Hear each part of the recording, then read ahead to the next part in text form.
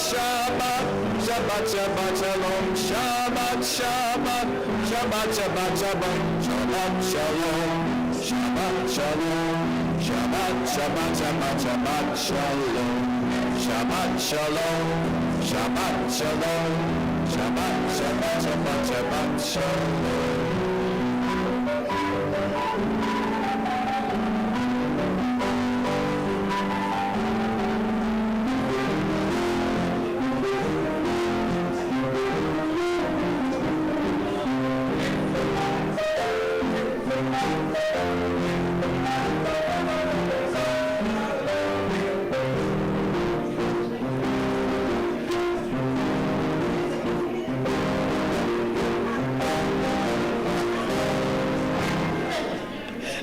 That was a dramatic finish to Shabbat Shalom. Thank you, Joseph. Shabbat Shalom, everybody. Yes? I got it. Yeah, I think Audrey's going to do it. Yeah, thank you. Good evening. How about Shabbat Shalom? Shabbat Shalom. Shabbat Shalom to all of you. Thank you to Senator Jeremy Moss, who's here tonight, and we'll be hearing from him shortly, and his family is here too. Welcome. We also want to welcome the members of the Senior Coffee Klatch from Affirmations, of which my husband Arthur is very, very active. And I know there's probably you have your own row there, right? So it's very nice to see you. And Shabbat Shalom to visitors and other guests. Thank you for being here and joining us. A reminder, just a little bit of a reminder of some things that are coming up. That's not his location. It's all right? No, go ahead. It's fine. Fine. You want to share with the class? Yep. So reminder, because I'm not a kid anymore like I was when I got here. So if you shove something out of my brain, it may wind up over there. What was I going to say? I was going to say this, that we have a very exciting program next week, and it is not our service. Not that our services are not filled with excitement and joy, but we are going to be doing a little bit of pre-Shabbat and pre-Labor Day weekend fun and tzedakah all at once in a benefit concert for Freedom House Detroit, one of our very, very special organizations in town that I've had the privilege of being part of. We have an artist from my favorite place in the whole wide world other than Jerusalem, Austin, Texas. Jan Sidis will be here performing, and one of our great local performers, a great friend of our congregation, Stefan Kukuruga. But it's not just a performance.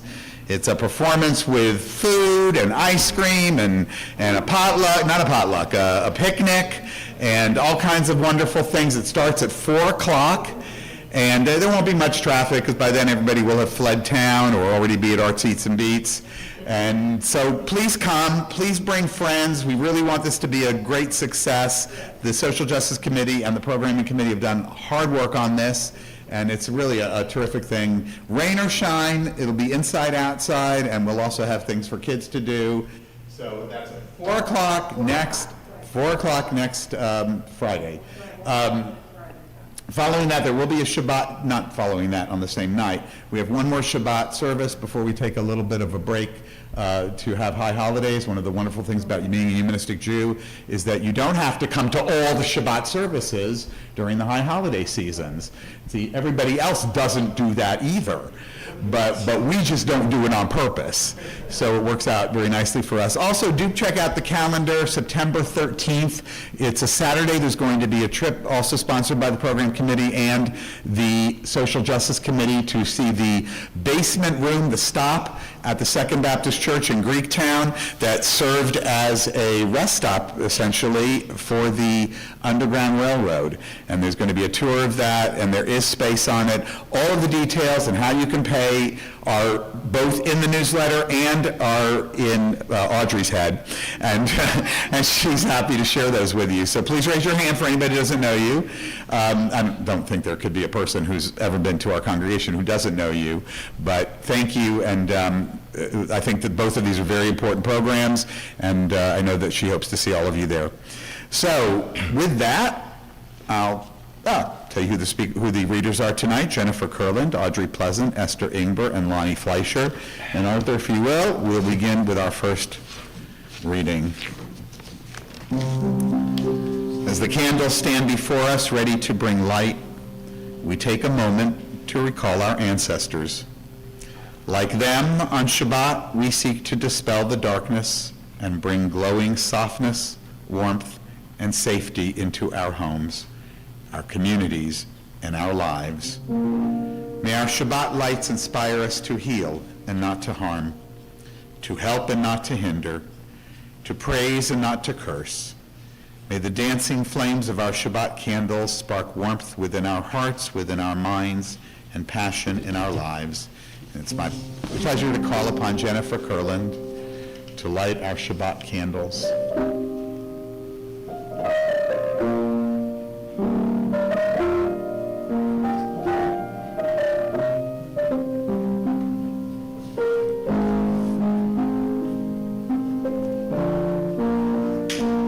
Oh, you can use the match.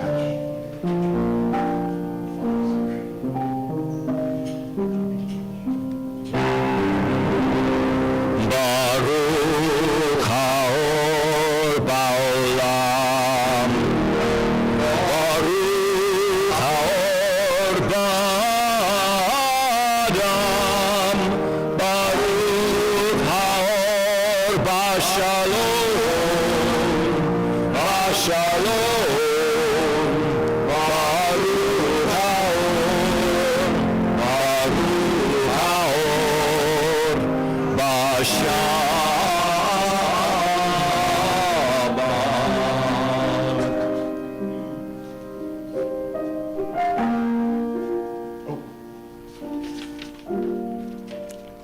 I think I'm reading this one.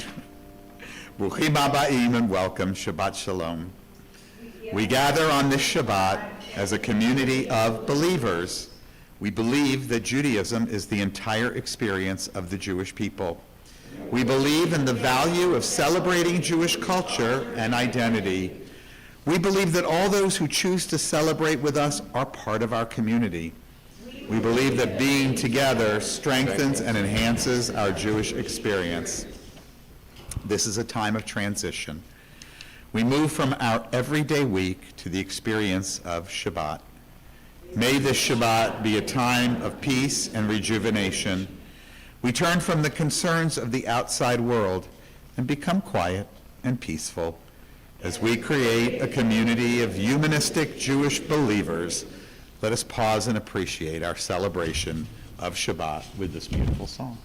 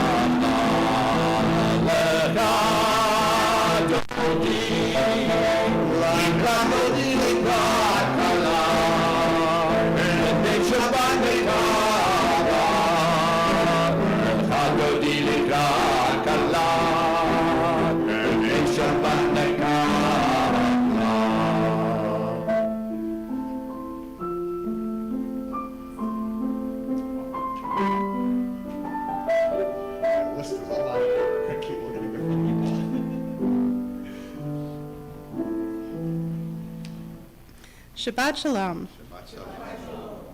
When we meet each other on Shabbat, we think of Shalom, peace. It's right there in the greeting. Shabbat has always been a symbol of peace. Our ancestors called it a taste of the world to come. The peace that they sought to create on Shabbat teased them with hopes that such calm might one day prevail throughout the world. Perhaps it was just a fantasy, but it gave them comfort nonetheless. Today we understand that if we desire such a world, it must come through our own work. Perhaps Shabbat can remind us of that. Shabbat Shalom. May we all enjoy a Sabbath of peace.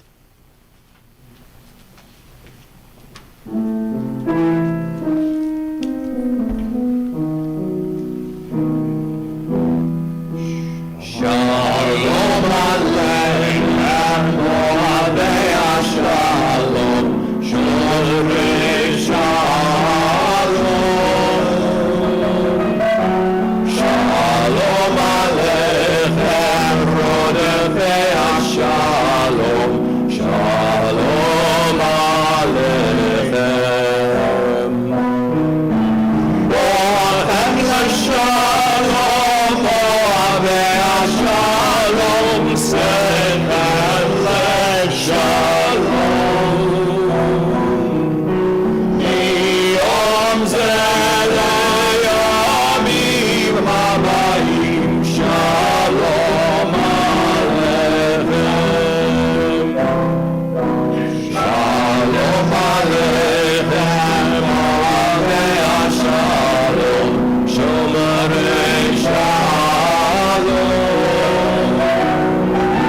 Shalom Aleichem, Rodefei Shalom, Shalom Aleichem.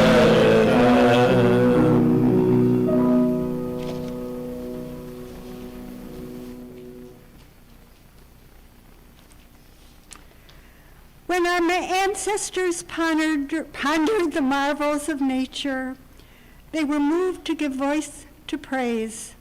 Like many peoples, the Jews very much included, they lifted their words on high, offering thanks for the wonders of creation. Even today, many regard this as the essence of spirituality.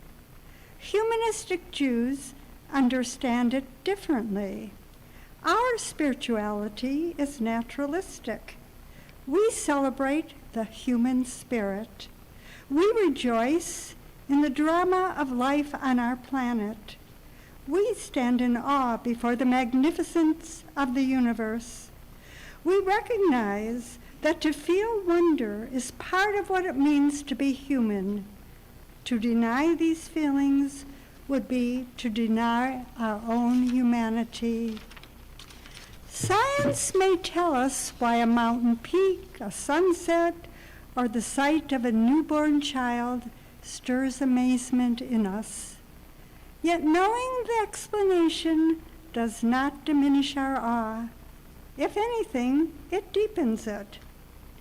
So let us continue to raise our voices in songs of joy for the beauty of life and the grandeur of nature.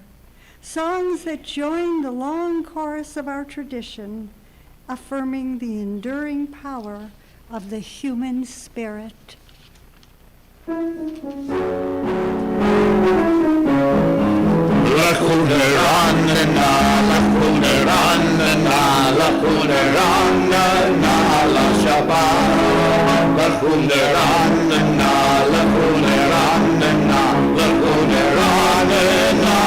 Shabbat. Naria, Naria, Layom Simchatenu, Nilgad Ma Bishalom. Naria, Naria, Layom Simchatenu, Bismirot Naria Lo.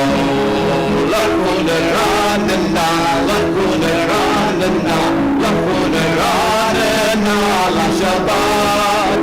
Lakuneranena, Lakuneranena, Lakuneranena, La Shabbat.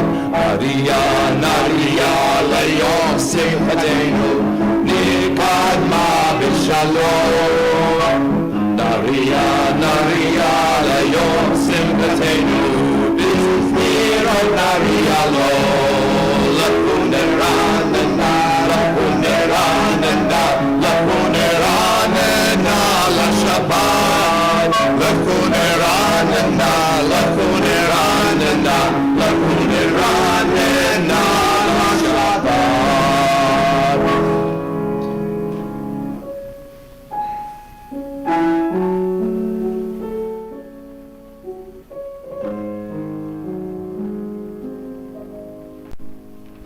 Shabbat Shalom.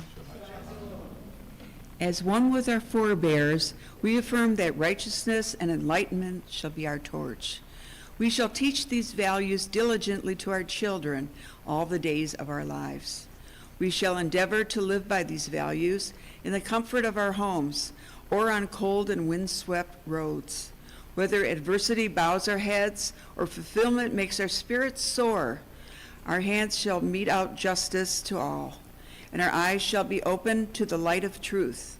We shall emblazon our paths through life, and with this life as a beacon for all humanity.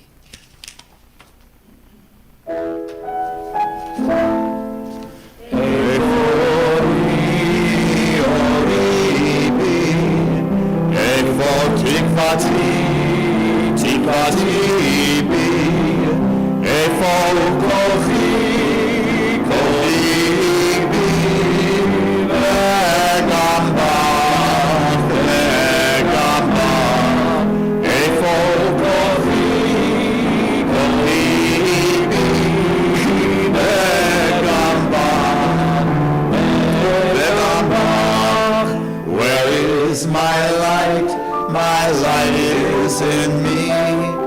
Where is my hope? My hope is in me. Where is my strength? My strength is in me. And in you. And in you. Where is my strength? My strength is in me. And in you.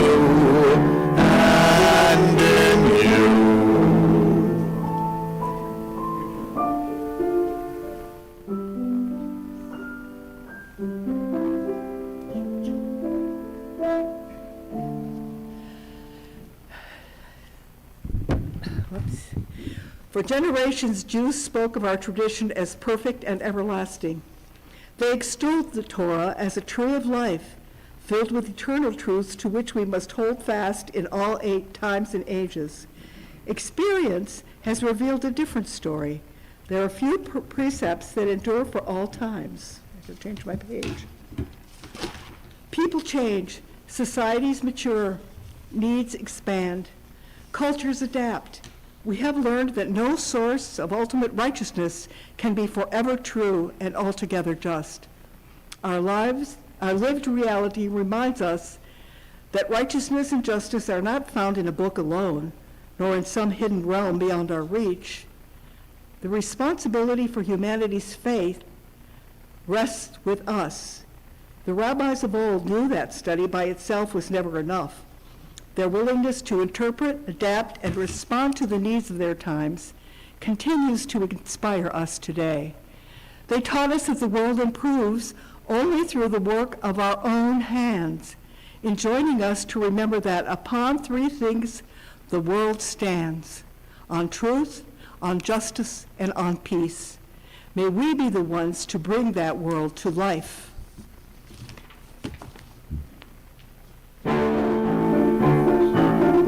שלושה דברים, על שלושה דברים, על שלושה דברים, העולם קיים.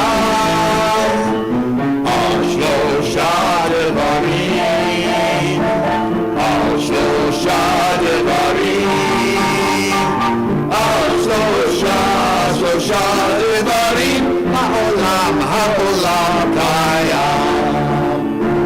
על האמת ועל הדין ועל השלום, על האמת ועל הדין ועל השלום, על שלושה דברים, על שלושה דברים, על שלושה דברים, העולם קיים.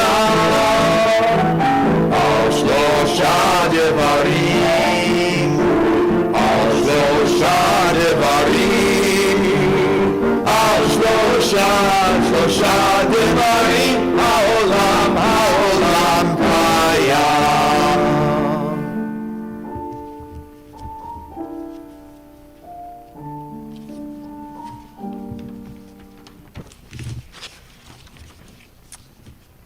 Isaiah prophesied, "They shall beat their swords into plowshares and their spears into pruning hooks.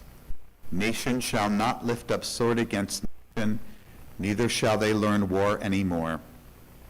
The poet Yehuda Amichai wrote, "Don't stop after beating the sword into plowshares. Don't stop.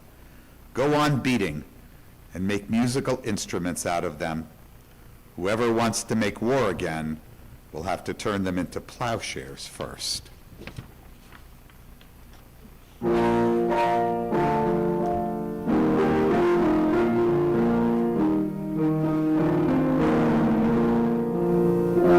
Na'aseh shalom, shalom ba'olam.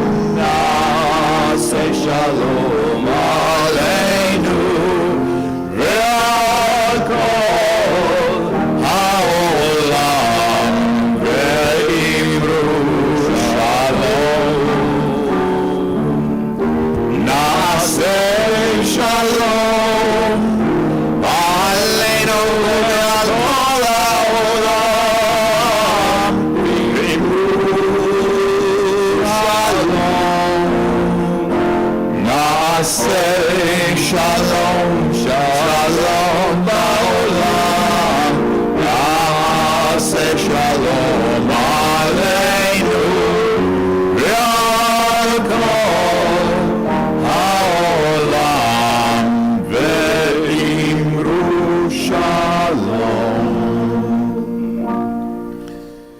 In this community where we find strength and common purpose, we turn our minds and hearts toward all those who need our love and support, those who are ill, those who suffer pain of the body or spirit, those who are lonely, those who have been wronged.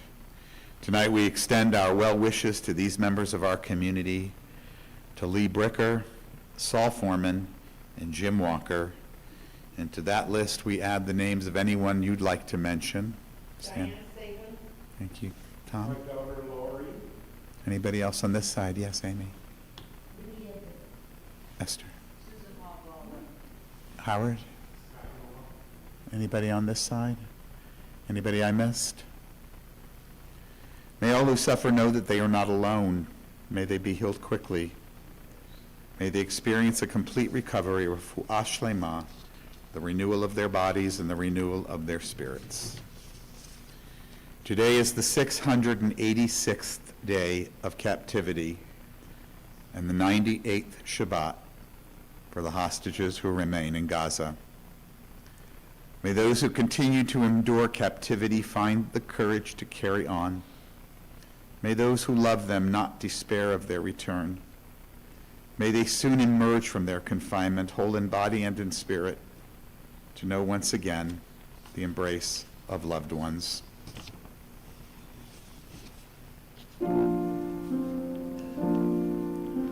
Makom HaKoach betochenu mekor habracha michavrotenu. May the source of strength that dwells so deep within us help us find the courage to make our lives a blessing. And let us say, Shalom. Mekom HaKoach betochenu mekor habracha michavrotenu. May those in need of healing know refuah shlema, the renewal of body, the renewal of spirit, and let us say, Shalom.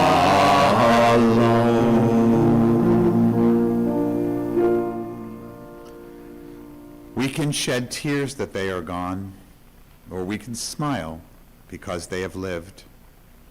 We can close our eyes and pray that they will come back, or we can open our eyes and see all that they left to us.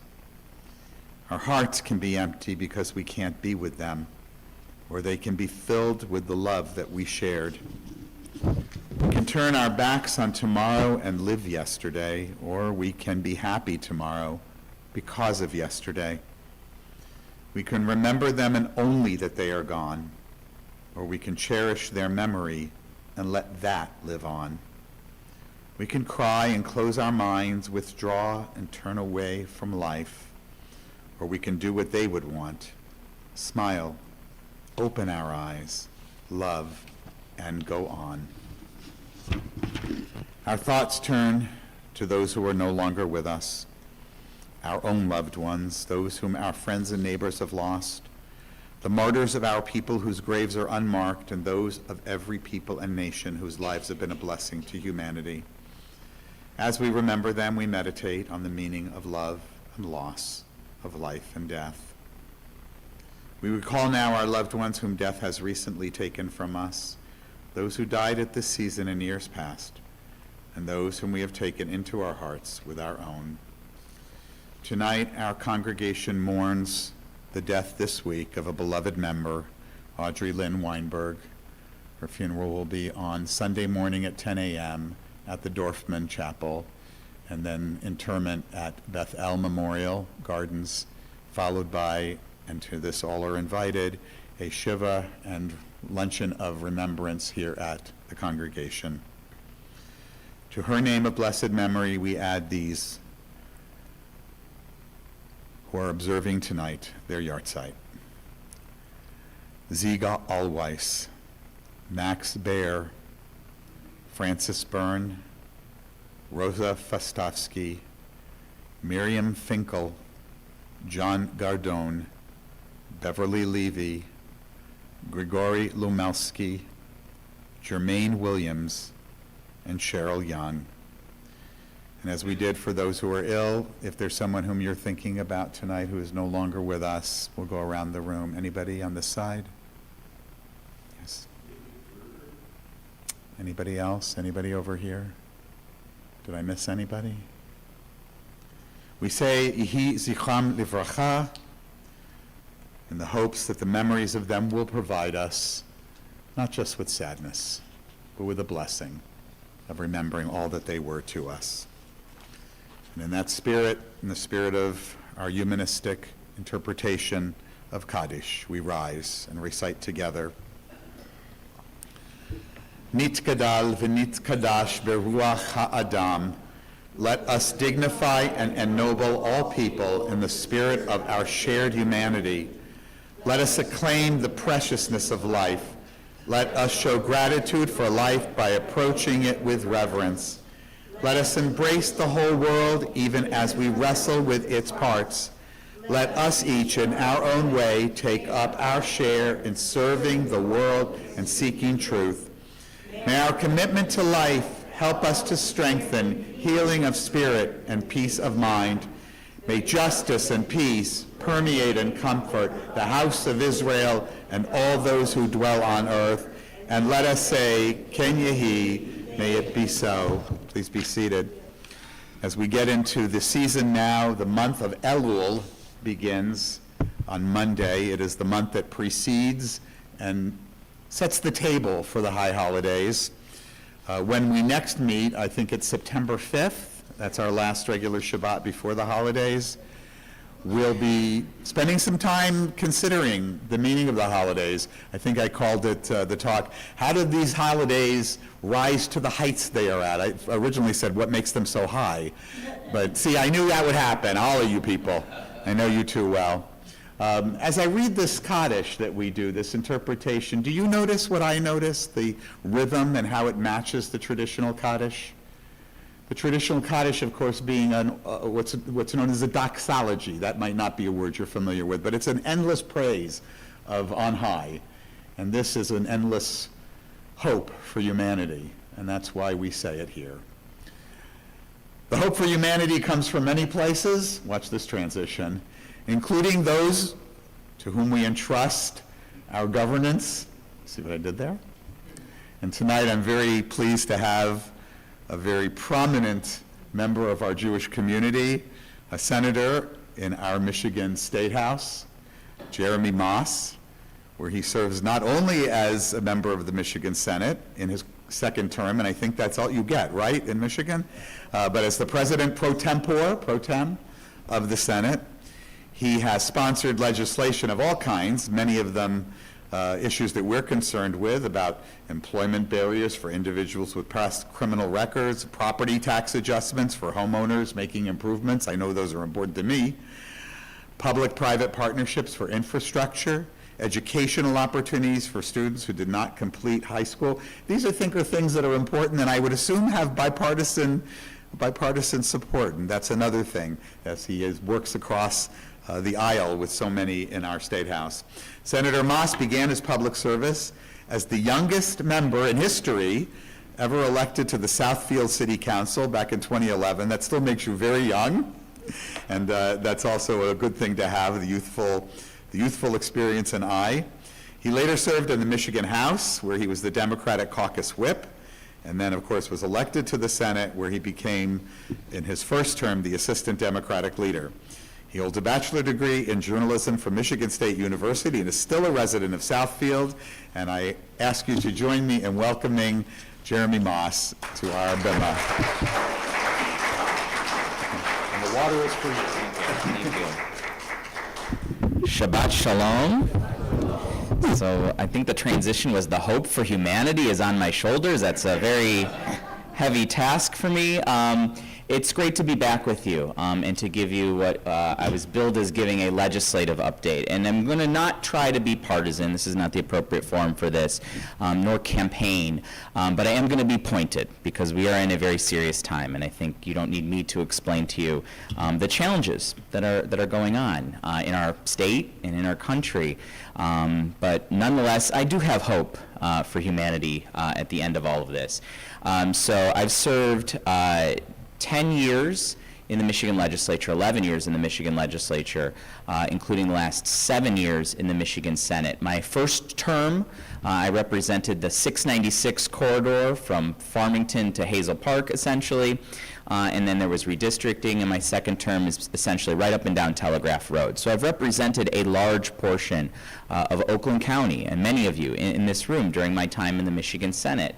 And in the last really several months, of course, I'm hearing from you and many other constituents about your alarm and your anguish about our economy and our democracy.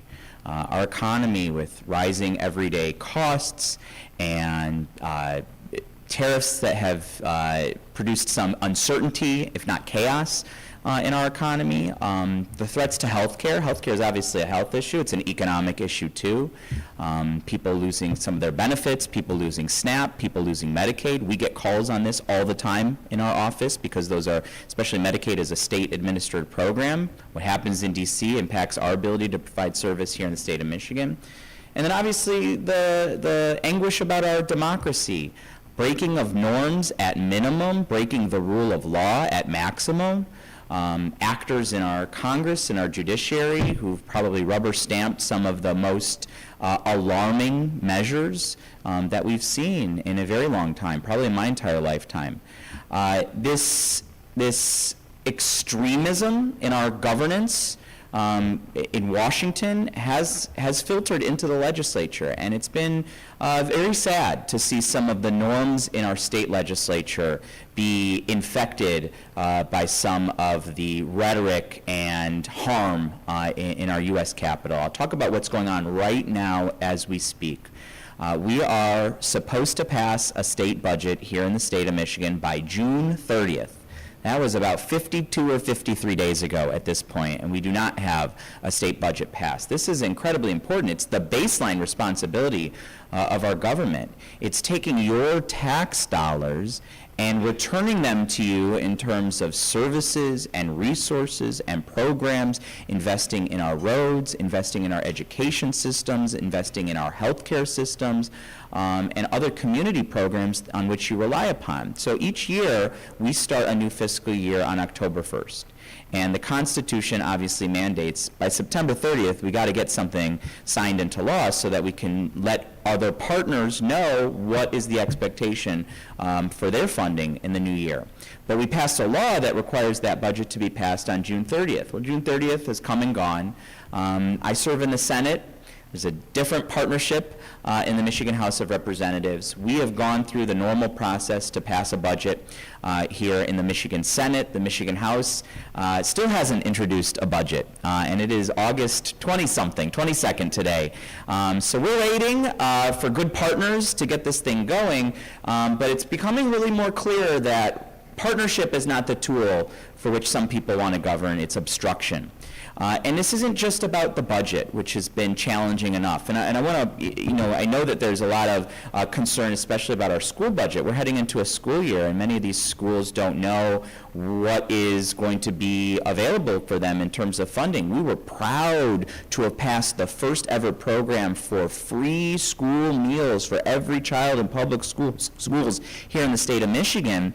But schools don't know if that program is going to continue because the budget hasn't been passed. But it's bad enough that the leadership has used this moment to harness more uncertainty. It's even filtered down into the membership. There is a state representative earlier this year from Oxford, Michigan, who right out the gate in February of this year introduced a resolution in the Michigan House of Representatives to call on the Supreme Court to overturn the marriage equality decision from 10 years ago. I don't think that that was a mandate from the 2024 election. I don't think anybody went to the ballot, regardless of how you voted, to undo people's marriages, some of which have existed here as a solemn bond for 10 years, and they contribute to family security, and they contribute to economic security. But some people have taken this election victory from last year as a mandate to do some of the most harmful things, including undoing people's families. So I found out about this really in the same manner that you found out about this, if you were paying attention to this at the time. He put out a press release that he was going to have a press conference. Parading and introduced, the posting of that press conference in and of itself went viral. It was all over my feeds, and people were asking me, what are we going to do about this? Well, first and foremost, there is now a federal law that was signed by President Biden in 2022 that protects all marriages in federal law at the time and at the place that they were legal. And of course, all throughout the country, marriage equality is the law of the land due to the Supreme Court decision. So it wouldn't revoke anyone's marriage, but don't forget, we still have language in our Michigan Constitution right now that bans marriage equality, that defines marriage as a union between a man and a woman, and it is so strict, it doesn't even allow for civil unions here in the state of Michigan. That language is unconstitutional now, but if the Supreme Court makes a decision to overturn it, like they've overturned other precedents, we still have that language in our Constitution that snaps back, and no new same-sex marriages would be introduced or allowable or certified here in the state of Michigan. So it is kind of alarming that somebody would want to push the Supreme Court to overturn this decision. So I found out about this, and I walked into my office that morning knowing that he was going to have a press conference about this over in the Michigan House, and I said to my chief of staff, I kind of want to go to the press conference. I want to see what this is all about. You probably know I'm the first openly LGBTQ person to serve in the Michigan Senate. So I've broken some barriers, and it is a responsibility on my shoulder to represent my community and our interests in the Michigan Legislature. So expecting a good chief of staff to talk me off of crazy ideas, my chief of staff said, let's go, let's do it. So I walked into the room where he was holding this press conference. It was a pretty empty room. There were not many people actually attending it, but there were all these cameras in the back. So I walked in, and the news media that know me kind of snickered and thought this ought to be good. So I sat down in the front row and just waited for him to come up to the podium. So he shuffles in with his paperwork. And is kind of reading off these talking points, not looking up at all from his paper, a little nervous, and then he ends the press conference. I'm staring him down right from the front row, and he ends the press conference by saying, and I'm not going to take any questions, and he leaves the room. I don't know what kind of press conference that is. So here I see this podium with all these cameras centered on the podium and a bunch of hot mics, so I rose and I went to the podium. And I gave a real-time rebuttal to the harm that that somebody wants to impose upon families here in the state of Michigan. I think this is the type of leadership we need in this moment. I think that we can no longer show up to these knife fights with a pie chart. We really have to be proactive and pointed and meet this moment that we're living in. And in many regards, I have been proud to lead on some of these most consequential issues here in the state of Michigan. So we're in divided power right now. We have a House of one party, we have a Senate of another party, but there was a 2-year period where my party did have legislative majorities in both the House, the Senate, and the governor's office. And what did we do with that majority? I want to talk about some of the things that I have been pushing for 10 years ago that we weren't even able to achieve until we got that majority. I'll talk about 3 issues that are consequential and took a lot of willpower and took a lot of political courage and took a lot of organizing in order for all of us to gain together to be able to achieve. The first that I really want to talk about is gun safety. I was in middle school when the Columbine shooting happened. I was in college when the Virginia Tech massacre occurred. I was impacted, as all of us were impacted, by the Tree of Life shooting, making us feel vulnerable as Jews in this country. And of course, was very touched by the Pulse nightclub shooting, and many of you probably saw overnight, they've dismantled the memorial to the Pulse nightclub shooting. It was a crosswalk that led to where the Pulse nightclub was that was painted in rainbow colors. And overnight, the governor of Florida ordered the Florida Department of Transportation to paint over it with normal concrete colors. So we're still fighting these fights. So by the time that I was in my 20s and elected to the Michigan House of Representatives in 2015 when I took office, it was common sense for somebody with these experiences to start and establish with some colleagues the first ever gun violence prevention caucus in the Michigan Legislature. We wanted then to put forward solutions to reduce these instances of mass shootings, to reduce gun deaths and injuries here in the state of Michigan. And we were told by legislative leaders, not just legislative leaders on the right, legislative leaders on the left, that said, please don't talk about guns. We can't win elections when we talk about guns. We lose elections. And they pointed to, rural voters or gun owners that just don't want to hear about this. But we rejected that because you know what? Rural voters and gun owners want to be safe as well when they go to their places of worship, when they go to school, when they go to the mall. And we pressed forward on these issues, even when we were told not to do it.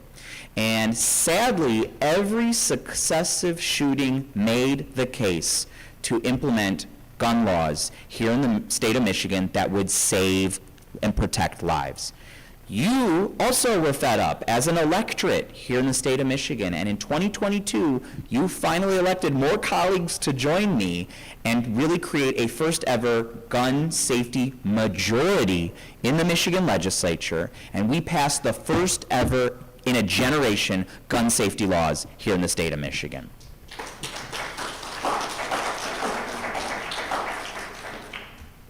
I'll talk about which laws we did pass because you'll think, my goodness, it took 10 years to get this done. Law number 1, which I was a main sponsor, was strengthening background checks in our state system. The state law for background checks, which are required for gun purchases, only use the word pistol.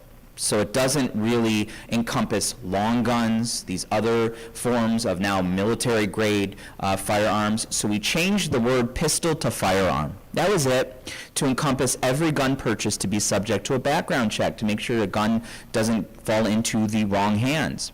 The second thing that we did is that we required that if a firearm is in a home with a minor in it, the firearm has to be locked up. Common sense would have been very applicable to the horrible tragedy at Oxford a few years ago. And then the third law that we created is called a red flag law, or an extreme risk protection order. Essentially, it is a protection order for firearm ownership, that if somebody poses a threat to themselves or to others and wants to act upon it and has firearms in their possession, it can be petitioned to a judge to temporarily separate them from their firearm while they get the help that they needed. That is a law that many other states have, including Indiana and Florida, so it's not just a red or blue issue, and now it's the law here in the state of Michigan. So we have acted on gun safety. The second thing that I really want to talk about, of course, is LGBTQ rights. We have a civil rights law here in the state of Michigan that is good, and it's strong, and it protects people from discrimination. It states that you cannot be fired, you cannot be denied housing or evicted, you cannot be kicked out of places based on a number of categories identified in the law, things you would think of like race or sex or religion or height or weight or age. But it doesn't include sexual orientation and gender identity. And for 50 years, when this law was first drafted, the LGBTQ community was pushing to include protections for themselves, for ourselves, into the law. And all the while that this didn't happen, people were being kicked out of Michigan because of who they are and how they identified and who they love. They were being kicked out as consumers and workers from our economy. And we pushed forward on this, and in 2022, you elected a pro-equality majority in the Michigan Legislature. I sponsored the bill. It was Senate Bill 4. That just shows what a priority it was to be able to finally complete this long journey. And it was finally signed into law by Governor Whitmer to include LGBTQ protections in our state's civil rights law. So another big achievement. And then the third big thing that I had a large role in being able to usher through the legislature is protecting voting rights here in the state of Michigan. Voting rights secure all these other rights. I'm going to say that again. Voting rights secure all other rights. And I served through 2020 in the Michigan Senate, and it was a very challenging time. We had gunmen protesting the election results, and as soon as Joe Biden was affirmed and certified as the winner of Michigan's votes and obviously the presidency, the other side did go on to drive some conspiracies and even make people think that their vote didn't count. Voter suppression is not just the mechanics of making it harder to vote. Voter suppression is leaving you in doubt whether or not you should participate at all, whether or not your vote will even count at all. And they introduced 39 bills that changed the voting processes here in Michigan, restricting everywhere from how you register to vote, to how you vote absentee, to how you vote on election day, to how your vote is counted. And we fought against those bills, driven by mistruths, and Governor Whitmer vetoed every one of those bills, but that was not enough. You gathered together in 2022 and did two things. You voted for Proposal 2, which expanded access to the ballot and reduced barriers to voting, and you elected a pro-democracy majority to the Michigan Legislature. And I took helm as chair of the Elections Committee in the Michigan Senate. So what did we do? We worked on implementing that voting rights ballot proposal. A few key marquee things that we gathered together. I drafted the law along with voting rights advocates and election administration officials to implement the 9 days of in-person early voting here in the state of Michigan. Who's participated in early voting in some of our elections? Have any of you gone to the polls before Election Day?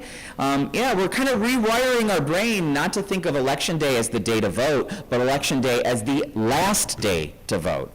We also increased access to absentee ballots. You can now sign up to receive an absentee ballot once, and if you so choose, be placed on a permanent list and become a permanent absentee ballot voter. And the absentee ballot will always be mailed to you ahead of every election. And if you change addresses and re-register at a new address, the absentee ballot will follow you there as well. So we've harnessed these majorities to put forward important and strong laws here in the state of Michigan. There's still more work to do. I'm pushing on many things that I think will improve lives here in the state of Michigan. Big things, kitchen table things. Let's talk about some kitchen table things. I've been laser focused on strengthening our price gouging law in Michigan. There's a lot of price gouging and price rigging going on in our economy right now. People taking advantage of this economic turmoil for their own benefit and raising costs even though the market doesn't dictate it, even though the market wouldn't say that we should be jacking up these costs. It's just because people want to profit off of this really tense time in our economy. So Michigan has a price gouging law, so do 30 other states, and Michigan has the weakest price gouging law of the 30 states that have a price gouging law. Specifically, we have no measures of banning price gouging or really limiting price gouging during a state of emergency. So when there are these winter storms or these summer floods, that's when some, a small group, but one rotten apple spoils the bunch of people who want to jack up costs of emergency goods, of lodging, of housing. And so what we did is we, in my office, noted that there were some bad actors, trying to exploit people during an emergency, during the period of a declared emergency. We looked at other states, including Florida and North Carolina and coastal states that oftentimes deal with a hurricane. Of course, we don't have hurricanes here, but we have other emergencies, to create a law that during the declared emergency, we would have parameters in place that all businesses have to adhere to and not raise costs during that emergency. We haven't been able to get it over the finish line, so it's not as much of a big achievement as the other things that we've been able to do in Lansing. But nevertheless, I am pressing forward on making sure we are protecting people, especially in a time when it's their most dire time in need. And then big issues that I've been leading on in the legislature, like government transparency and government ethics, expanding your access to government records. Right now, all the files that are produced in the legislature and the governor's office are not available by law for public access, public viewing, public vetting. You can go into your city hall right now, and you can request records from City Hall or Township Hall. You can request the records of the school district. You want to know what's going on in your school district? You can access memos and emails and documents that are produced. You want to know why that pothole at the end of your block doesn't get fixed year after year after year? You can request every single document in City Hall that addresses that pothole so you can examine what's going on in your community. But the law in Michigan bans you from doing the same in the governor's office and the state legislature. We're actually one of only 2 states, it's called the Freedom of Information Act, that doesn't apply the Freedom of Information Act to the governor and the state legislature. So for 10 years in the legislature, I've been trying to include the governor's office and legislature into this law so you can have more access to understand how government decisions are made that impact you. We've pressed so far on these bills, we've pushed them as far as we can go, that this past time around, we introduced them in the Senate as Senate Bills 1 and 2. You don't get a bigger priority than Senate Bills 1 and 2 for good governance, for transparency, for ethics, for taking on corruption in our government, and I have led the way on this as the main sponsor of this legislation. And it was the first vote that we put up in the Michigan Senate earlier this year in January to pass these bills nearly unanimously and send them over to the House for them to act upon them. And there they have sat since January, unmoved. The only people who benefit from shielding you from how government decisions are made are those who want to prevent you from seeing what they're doing, those who have something to hide. So I have been a loud voice in the legislature to open up our government, to release our government documents and files so that you can see how these decisions are made. And I'm not going to stop. I do not want, I'm term limited at the end of next year. I have another venture ahead which we can talk about offline, but I do not want to leave this legislature without having passed these bills on government transparency. I believe that this is some of the most foundational things that we can do, give you access to how your representative democracy works. So we are working hard to finish the job on that. So it's been an interesting time to serve in the Michigan legislature. 2015 was very, very different than 2025. And some of the battles that we have battled in the Michigan legislature really over the last 5 years kind of were unthinkable 10 years ago or so. But nevertheless, I'm proud to be the state senator for this community. I grew up in this community. I'm a lifelong resident of Oakland County. I take our values with us to the Michigan legislature every single day. I remind folks how active our Jewish community specifically is in the political discourse. It's the Jewish community, when all the polling comes out, that is the most supportive of gun safety, the most supportive of reproductive freedom, the most supportive supportive of LGBTQ rights. Those are my values too, and we've won some of the biggest battles in the legislature, but each year they seem to get tougher and tougher. I'm no longer the 25-year-old that was on the city council, but nonetheless, I've been steeled, my spine is steeled, and I'm ready for these next battles ahead. So it is my honor to represent this community.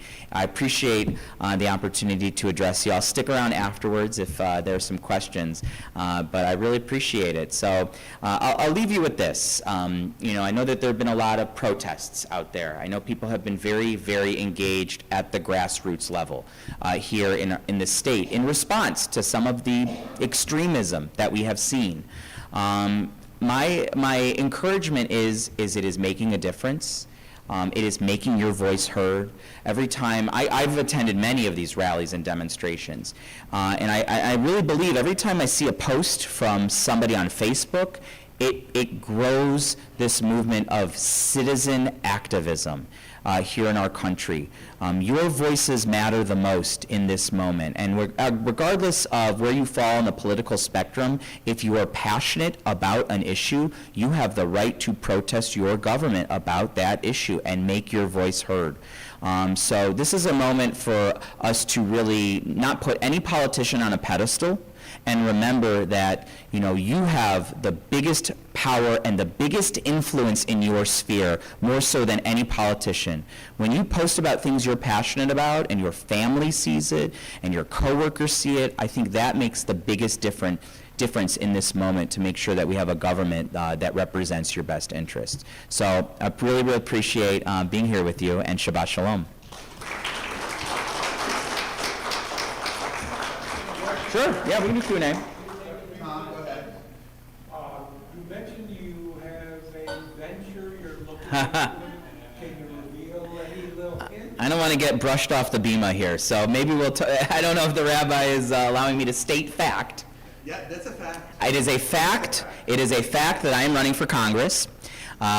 Gary Peters has announced his retirement, which was a little unexpected. Our Congresswoman here, Haley Stevens, has made the decision to run for that U.S. Senate seat, opening up this Oakland County-based congressional seat. And so this will be next year. All right. I have a question. We all know that October 1st is nearing and there's still those state budgets and everything. To me, the prospects of the shutdown are almost 100%. How would a shutdown affect all of us in this room?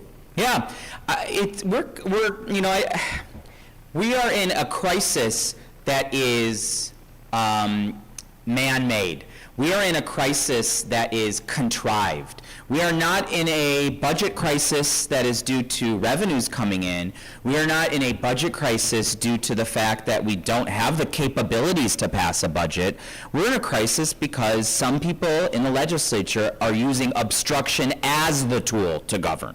And it was the normal process, and not to get so boring and in the weeds here, the normal process is you start passing the budget in April, and the House passes its version of the budget, and the Senate passes its version of the budget, and the governor weighs in on it, and all through May and June, all three partners negotiate with one another on each line item and where to invest and where to make these expenditures and how to invest our revenues back into our roads, our schools, our health systems, our senior care, all of these things. And the Senate's passed a budget. The House hasn't even introduced a budget yet. How do you work with that? So yeah, it's very alarming. I'm hopeful that this is all for show, that it is all a stunt and a gimmick, and that's saying something. The fact that I'm hopeful that this budget crisis is a stunt and a gimmick is so unnecessary by the Speaker of the House of the Michigan Legislature, the Michigan House of Representatives. So I guess my answer is stay tuned. Hopefully, maybe something comes together at the last minute, but there are systems now that we're preparing for a potential government shutdown because we have to pass a budget by midnight going into October 1st. Probably just waiting for the holidays. Right. Yeah, I'll talk about, yeah, for sure. I mean, certainly if you're a state employee, I don't know how we'll make payroll. without a budget for the next day. There's so many of our communities that are funded by state dollars. Medicaid, it's just been so challenging to deal with Medicaid cuts from the federal government. Imagine if there was no money going out of our Department of Health. Our schools are feeling it. So our schools in our city have to pass a budget by law on July 1st. So they've already passed their school budget from July 1st, 2025 to June 30th, 2026 without even knowing what state dollars are coming. I mean, schools are funded by the state. And so they are not sure about mental health programs that are funded by the state. They're not sure about these free school meals. They're not sure about after-school programming. They have made some decisions that they can only support what they believe will be funded and not necessarily what those important vital programs in addition to the per pupil allowance would be. So, I don't want to come here and just kind of spook everybody and alarm everybody, but it's very, very challenging when obstruction is the tool. And there's no revenue crisis right now in Michigan. There is no, aside from what we're dealing with the federal government, a budget is achievable for those who want to pass a budget. I want to pass a budget. We're trying to find willing partners in the Michigan House of Representatives. So if I could do some activism, nonpartisan activism, this is a time for you to call your legislator, especially as the school year in some communities has started this past week, and other communities will start next week. Schools, parents, grandparents, teachers, administrators, this is a time to call your lawmaker and ask them, what are you doing to pass a budget? We have a question here. Jeremy, thank you so much for all you've done. If we wanted to contribute to Now that I probably can't talk about, but we can talk offline. is there anything going on in the Senate to address the very serious anti-Semitism? Yeah. So this is an important thing to talk about. I'm the only Jewish member of the Michigan Senate, and it has been very challenging. It's been challenging across the board, right? It is challenging when it's Charlottesville and it's white nationalists and it's neo-Nazis and it's tiki torches. I mean, I've never seen anything like that until it happened. And it's also challenging in this moment with anti-Semitism, of those who want to take this horrible conflict in Israel and Gaza and this anguish of hostages being held and a humanitarian crisis and want to really attack every Jewish person here back home because of it. That is alarming and distressing and dangerous. So I am no wallflower. I have been outspoken on these issues, and making sure that our story is told and making sure that people understand what our American Jewish values, what our Jewish values overall. We have strengthened our hate crimes law here in the state of Michigan, which was very, very important. One of the things that we have seen is that we have seen desecration and vandalism of Jewish institutions like the Jewish Federation. Jewish Federation was graffitied on the one-year anniversary of October 7th. What statement does that make? How does that help anybody in the Middle East by graffitiing over the Jewish Federation, which is essentially a social service organization, by making a political statement of this conflict in the Middle East? We've seen desecration of synagogues all across the country. So Noah Arbit, the state representative for West Bloomfield, many of you I'm sure know, sponsored legislation that would include within the hate crimes law desecration of religious organizations and institutions. So we are trying to find anywhere in the law that we can strengthen penalties against those who want to target Jews and others wherever they are. But this is not a moment. I said this too. I'll talk about this too. Our students on campus have been very challenged in this moment and are living through things that, when I was in college, it didn't bubble to the surface. This anti-Semitism wasn't so blatant and visible. We call it this golden age of being Jewish in America that kind of just ended, and now it's really, really heightened anti-Semitism. And I was at Michigan State University probably about a year ago, sometime in 2024, before, talking to students from Hillels, both at the University of Michigan, Michigan State University, and I think even some from Ohio State University made the drive up. And they asked me, you know, what should we be doing in this moment? And I had no better answer than, as Jews, this is your lot in life. We have survived by being resilient. We have survived by being strong. We have survived because our ancestors have survived, and this is our big test now. You have to speak out. You have to endure. You have to be visible. This is not a time to shy away from our values. This is a time to lean into our values. And so as Jews, I hate to put it any other way, this is our lot. This is our challenge. But all of us are here because a parent survived, a grandparent survived, a great-grandparent survived. Truly, every Jewish person lives where they live right now because their ancestors escaped certain death to get them there. And so I told these students, this is your moment, this is our moment, and I'm trying to meet this challenge as well.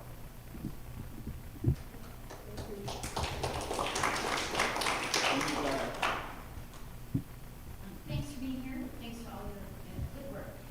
So I hope this isn't a gotcha question. I really don't know the answer, but I'm really interested in ranked choice voting. Yeah. And I really appreciate what you said about your work, protecting voter rights. So, and I know there's a petition Yeah. circulating. So I'm just curious about, the extent that there's an interest. Yeah. In the legislature and what you think. Sure, I'll give a 1 minute on what ranked choice voting is, and then we can talk a little bit more about the ballot proposal.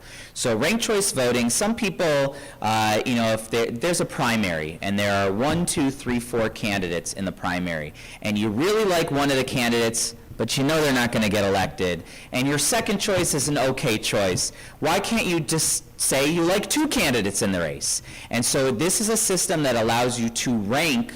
If there are 4 candidates, who do you want as 1, 2, 3, and 4?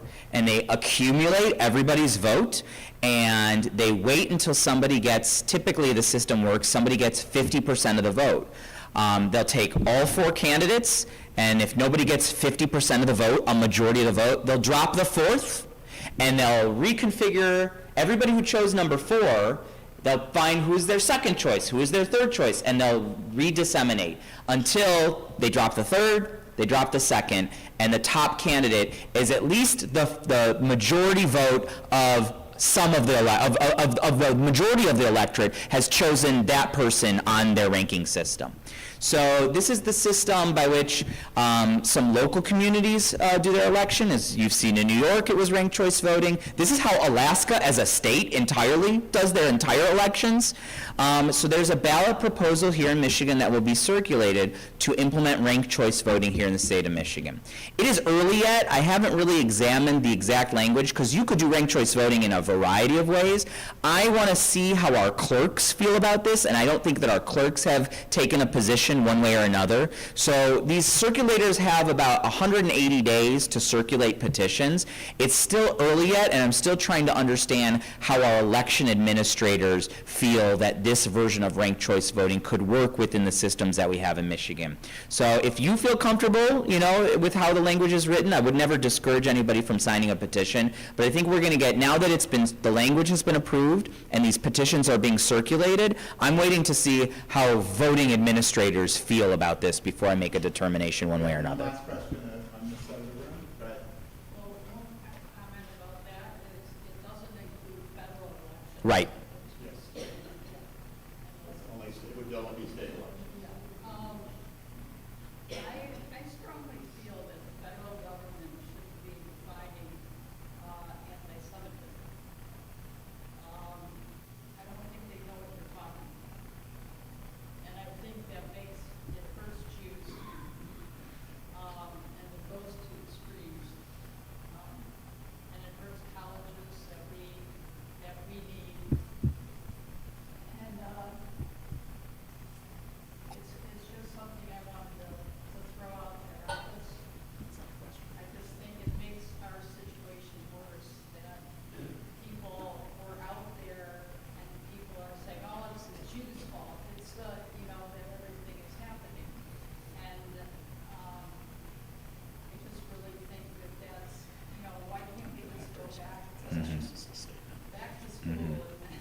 Yeah. Thank you again, Jeremy. Thank you so much for coming.